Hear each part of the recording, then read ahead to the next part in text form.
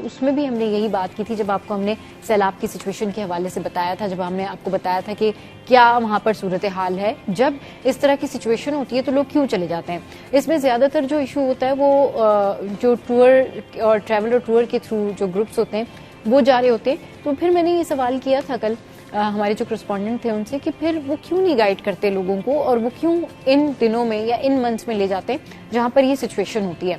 तो इस पर बात करने के लिए आज हमें ज्वाइन किया है मेराज खान है जो कि मैनेजिंग डायरेक्टर हैं ट्रैवल एंड टूर्स के, और अदनान दानिश हैं जो कि CEO हैं ट्रैवल विद एडी, और सैयद हसन अजीम हैं जो कि CEO हैं दस्तक वार्डरोब से। तो साथ साथ वार्डरोब की भी बात कर लेंगे कि अगर आप घूमने फिरने जाते हैं तो आपको किस तरह की वार्डरोब जो है वो लेनी चाहिए। तो सबसे पहले बात करते हैं मेराज साहब से। मेराज साहब अस्सलाम वालेकुम, वेलकम टू द शो। कैसे हैं आप? ठीक ठाक हैं? अल्हम्दुलिल्लाह, आई एम गुड। अच्छा, ये जो सिचुएशन है, एक चीज मैं करेक्ट कर दूं, कंपनी का नाम जो है वो business hub travel and tours है। अच्छा, business hub travel and tours, ठीक है जी। तो मेराज साहब का ताल्लुक जो है वो business hub travel and tours है। अच्छा जी, मेराज साहब ये बताएं कि ये जो सिचुएशन है, तो जो लोग कहते हैं कि अगर ट्रैवल एजेंट के थ्रू जा रहे हैं, किसी अच्छे गाइड के थ्रू जा रहे हैं, उनको ये प्रॉब्लम्स नहीं होती, लेकिन उनको भी ये प्रॉब्लम्स हो रही हैं। तो क्या आप लोगों के पास कोई वेदर फोरकास्ट नहीं होता, कोई प्रॉपर कंडीशन नहीं होती, या उस एरिया की प्रॉपर इन्फो नहीं होती कि वहां पर क्या कुछ हो रहा है?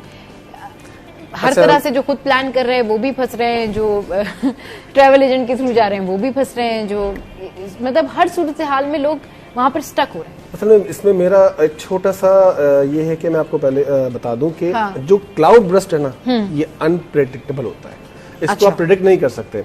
देखिए, जो रेनी सीजन है वो रेन वहां पर चलती रहती है नॉर्मली, ठीक है, उससे ये लाजमी नहीं कि लैंडस्लाइड हो। लेकिन जो अभी जैसे लास्ट टाइम आपने देखा कलाम में भी हुआ था, अभी बुनेर में आया, अभी जो कश्मीर में आया है, ये क्लाउड बर्स्ट है, ये अनप्रेडिक्टेबल है। कभी भी जिससे कि आप जो आजकल क्लाइमेट चेंज हो रहा है उसकी वजह से हुआ है, तो अचानक एक फ्लो वाटर का क्रिएट होता है। जैसा आप ये सोचे ना कि अगर कोई आपकी 200 मिलीलीटर्स बारिश इन अ डे होनी है, वो आपके आधे घंटे में पानी उतना आ जाए, तो फिर जाहिर सी बात है एक फ्लड क्रिएट करता है। तो ये अनप्रेडिक्टेबल, हम लोग कुछ भी कर नहीं सकते। सही। ये अगर नॉर्मल रेन हो तो फिर हम जाहिर सी बात है उसको प्रिकॉशनरी देखते हैं कि अगर हमें कोई टूर लेके जाना है तो हम वहाँ का वेदर चेक करते हैं पहले। अच्छा, पहले तो मुझे ये बताएं कि क्लाउड बर्स्ट के बारे में हमने बहुत सुना है, लेकिन आम लोगों की नॉलेज के लिए ये बताएं कि ये क्या होता है, कितना खतरनाक होता है, इसकी कितनी इंटेंसिटी होती है, और अगर ये हो तो सिचुएशन क्या हो जाती है उस time? Can't say anything in this regards, because क्योंकि आपको नहीं पता पानी कितना आ रहा है वहाँ से। राइट। अगर नॉर्मल रेन हो तो फिर आप ये देखते हैं बहुत तेज बारिश हो रही है, कम हो रही है। रिसेंटली कश्मीर की बात करते हैं, तो कश्मीर में ये हुआ कि मैं अपने ही एक रिसेंटली मेरा टूर वहां पर मौजूद था, बिकॉज मैंने उसको फेस भी किया उस हालात को। और हमारे बड़े अच्छे दोस्त हैं अली ख्वाजा साहब और रियाज साहब, जिनका आइबेक्स कॉटेजेस उसको बड़ा डैमेज हुआ है वो, लेकिन they are so much cooperative. मेरे क्लाइंट गए थे, उनको चेक इन करवाया, नॉर्मल बारिश हो रही थी मॉडरेट किस्म की, जी। लेकिन अचानक थोड़ी देर बाद जो क्लाउड बर्स्ट हुआ, जिसकी वजह से वाटर का लेवल अचानक बहुत ज्यादा इंक्रीज हो गया। सही। उसकी वजह से फौरन हमने एक्सकेवेट किया पूरा गेस्ट हाउस, और उनको फिर हमने शिफ्ट किया। फिर हमारी एक टीम लगती है जो उन्होंने हमें बहुत ज्यादा एक हेल्प प्रोवाइड की, पूरा स्टाफ उन्होंने हमें प्रोवाइड किया, जिसकी वजह से हमने अपने क्लाइंट को एक सेफ साइड मूव कर दिया। उसके बाद फिर हालात, क्योंकि ताकि बात है एक रेला आया है वो निकल गया, हालात situation will be normal, then हमने क्लाइंट को वहां से निकाल लिया। अल्हम्दुलिल्लाह they are very much safe. उनका तो नुकसान हुआ, लेकिन उनकी टीम ने बहुत ही कुछ ज्यादा अच्छा सपोर्ट किया। अली ख्वाजा साहब और रियाज साहब ने, I am very much thankful for them. तो ऐसी सिचुएशन में हम ये करते हैं कि अपनी टीम को हम फौरन अलर्ट करते हैं, और वहां से सिचुएशन देखते हुए हम उनको प्रॉपर जगह मूव करते हैं। अब जो लोग जाते हैं जिनको इसके बारे में पता नहीं है, वो तो बिल्कुल ही ऐसे खड़े हुए ना, जैसे कश्मीर का वाकया ले लें, जो मरी का लास्ट टाइम हुआ था। मरी में भी ये हुआ था कि लोगों को बताया गया था और टीवी के अंदर कि इतनी स्नोफॉल एक्सपेक्टेड है, तो आप उसी लिहाज से जब आप जाते हैं तो आप हीटर ऑन नहीं करते, क्योंकि हीटर जो सफोकेशन पैदा करता है, जिसकी वजह से आप जाहिर सी बात है एक जी उससे भी प्रॉब्लम होती कहते हैं कि अगर आप तो आपने जब गाड़ी में ना चलाएं बैठ के, हीटर चला के, जाहिर सी बात है वो एक वनूदगी का टाइम आया, काफी सारी अमवातें हुई इस तरह से।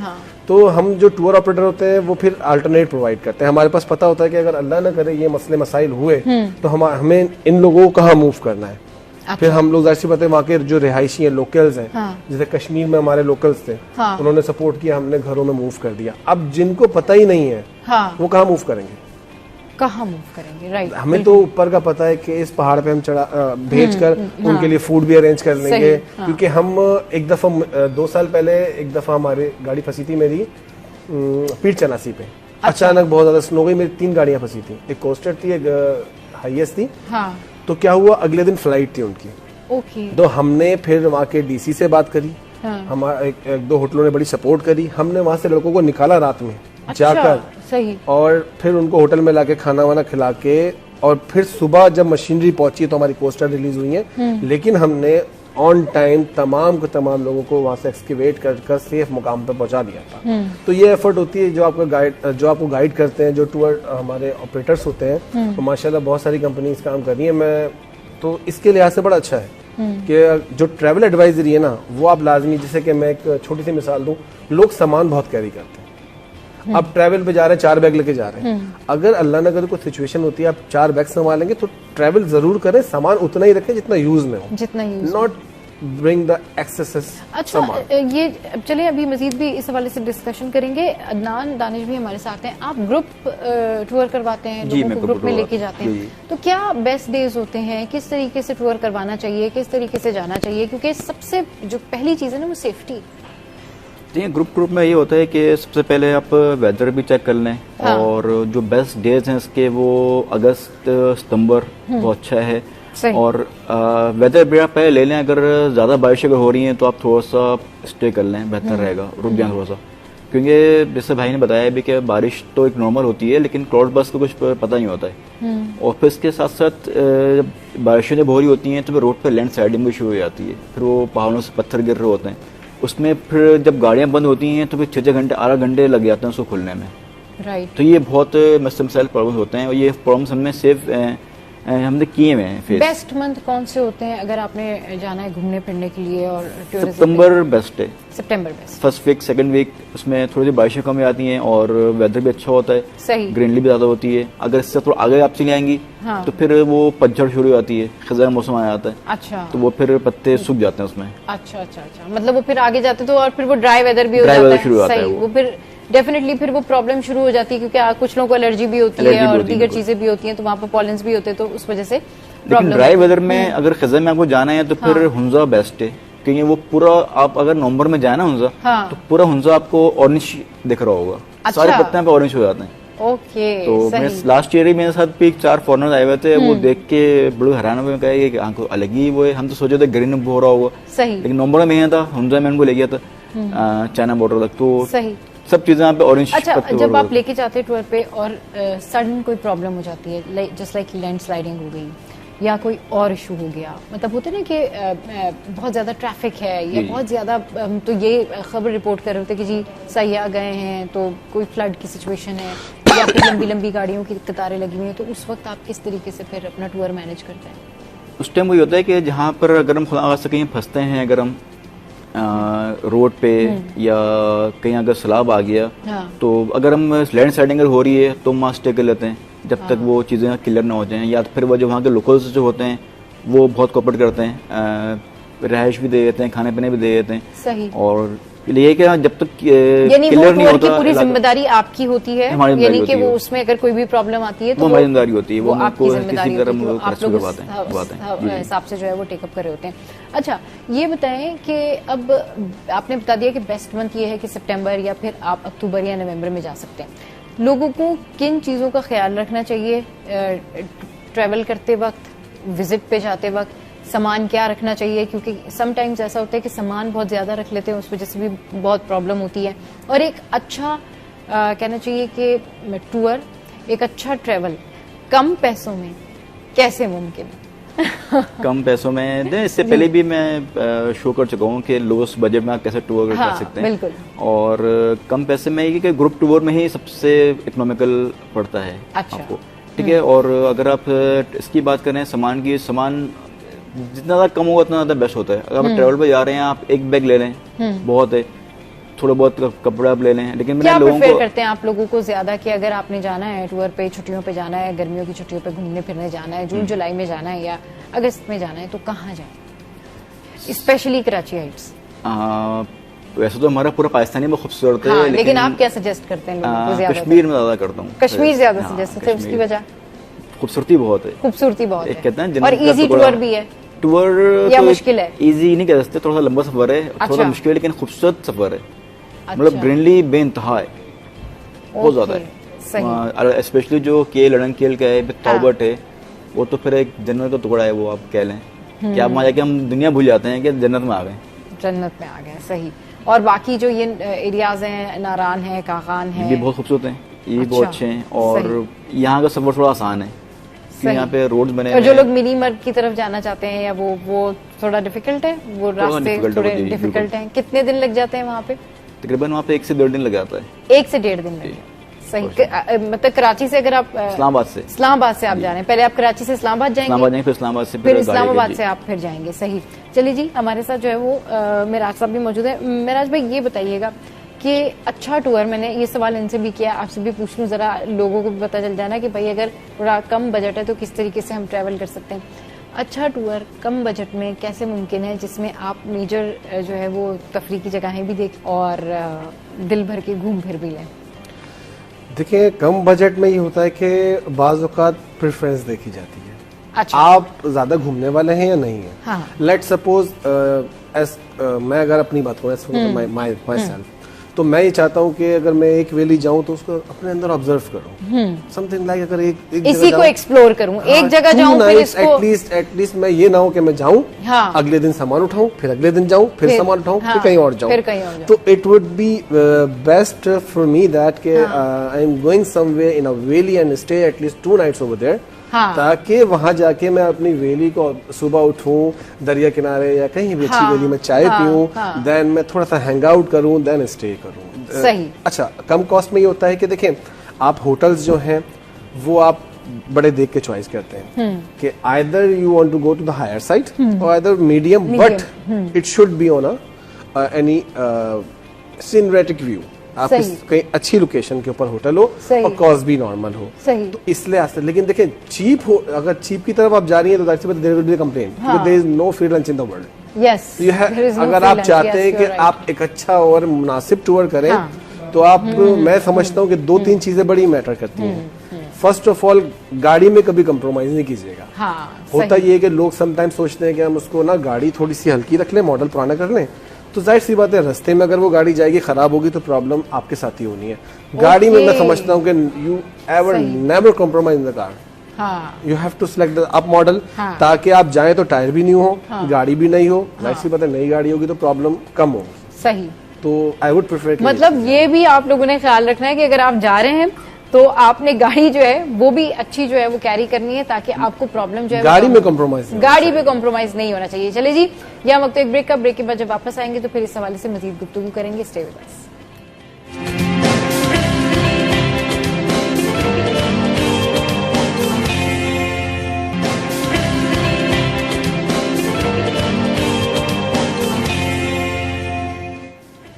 Welcome back. तो जनाब, बात हो रही है ट्रैवल एंड टूरिज्म की, बात हो रही है कि फ्लड सिचुएशन के अंदर अगर आप अपने टूरिस्ट की अकॉर्डिंगली जाते हैं, उनकी गाइडलाइंस पे जाते हैं, तो फिर भी आप स्टक हो जाते हैं। लेकिन फिर वही सिचुएशन है कि जो ये कुदरती आफात होती है ना, ऑब्वियसली इनका कुछ नहीं पता होता, क्लाउड बर्स्ट जो है वो कभी भी आ सकता है। अच्छा, थोड़ी सी बात जो है वो कर लेते हैं ड्रेस से रिलेटेड, कपड़ों से रिलेटेड। हमारे साथ जो है वो हसन भी मौजूद हैं, जो कि हसन भी मौजूद हैं, और ये CEO हैं दस्तक वार्डरोब के। हसन, कैसे हैं आप? ठीक है, अल्हम्दुलिल्लाह। हसन, ये बताएं कि आजकल क्या वार्डरोब इन है, कैसी शर्ट्स इन है? हमारी जो ऑडियंस वो है वो असल में ड्रॉप शोल्डर जो आजकल चली हुई है उस चीज़ की है। Graphic designing, graphic T shirts, back drops. तो इन चीज़ को हम ज़्यादा टारगेट करते हैं। सही। जैसे आजकल आप देखें बैक प्रिंट्स वाली शर्ट्स चली हुई हैं, बिल्कुल। तो इन चीज़ को हम ज़्यादा टारगेट करते हैं। आजकल तो फुटबॉलर्स का जो फीवर है वो बहुत ज्यादा है, लोग उनके नाम से शर्ट मांगते हैं कि हमें तो मेसी वाली शर्ट दे दें। जी जी, हम वो तो मैं वो भी वाली शर्ट्स। हाँ, ये तो मैं कस्टमाइज भी बनाता हूँ और मेरे अपने ही प्रिंट्स हैं, तो उस चीज़ को मैं ज़्यादा टारगेट करता हूँ। और मेरी जो ऑडियंस होती है वो 18 to 35 होती है, क्योंकि आजकल जो ये ड्रॉप शोल्डर शर्ट्स हैं ये बहुत चली हुई है मार्केट में। सही। आप ये मतलब मेंस वेयर में स्पेशली डील करते हैं? ये मेरी यूनिसेक्स है। अच्छा अच्छा, दोनों में। तो जो फीमेल्स हैं उनमें क्या शर्ट्स जो है वो इन्हें क्या डिजाइनिंग इन्हें? उनमें जैसे एक कॉमन कलर होता है ब्लैक और बेज, मैं उनको ज्यादा प्रेफर करता हूँ क्योंकि वो इजीली जो है वो अच्छा भी लगता है दोनों पे। सही। और जो मेरी कोई एक वो नहीं है टारगेट कि यार गर्ल्स को मैं ये दूं और बॉयज को। सही। मेरी सारे जो डिजाइन जो प्रॉपर हैं जो दोनों वेयर कर सकते हैं इजीली। सही, दोनों वेयर्स का। तो क्या आजकल मतलब क्या डिमांड होती है आजकल लड़कियों की कि किस तरह की शर्ट चाहिए? लॉन्ग शर्ट है, शॉर्ट शर्ट है, या आजकल वो आपको पता होगा जैसे बैगी लूज फिट शर्ट्स चली हुई है, ट्राउजर्स चले हुए हैं, तो वो उस चीज की डिमांड ज्यादा होती है और मैं ज्यादा वही प्रेफर करता हूँ कि मैं उनको वही टारगेट करूँ। अच्छा, सही। तो अच्छा, बॉयज में तो चले बहुत सारी वैरायटी है ना। आपने कहा कि जो बैक प्रिंट है वो भी बहुत ज्यादा इन है, और ये जो मैंने आपको बताया कि फुटबॉलर्स का बड़ा क्रेज हुआ है, लोग अपने फेवरेट स्टार्स के हवाले से शर्ट। अभी गर्मियों में क्या स्टफ है और क्या पहनना, कौन सा स्टफ पहनना चाहिए? क्योंकि ये गर्मियों में स्पेशली ना स्किन एलर्जी वगैरह बहुत ज्यादा हो जाती है, तो स्टफ बड़ा देख के पहनना चाहिए कि जो ब्रीदेबल हो। देखिए, इसको जो है ना कॉटन और पॉलिस्टर को मिक्स में हम करके पहनते हैं।